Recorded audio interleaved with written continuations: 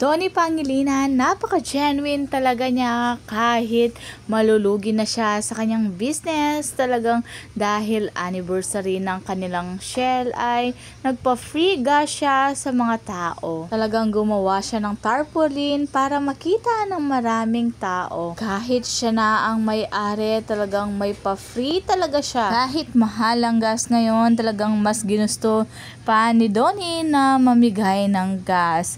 Sabi nga ng mga Bablis ay sana ay pumunta tayo sa Shell at nagpa-full tank. Plus, nakita pa natin ang ating idolo. Napaka-cute talaga nilang mag-ama dahil for the first time ay magkasama sila sa kanilang endorsement na parang magbarkada lang kung titignan ang larawan dahil sa sobrang close nilang dalawa. Tiyak na si Belle kaya mahal na mahal niya si Donnie ay dahil mapagbigay siya sa maraming tao.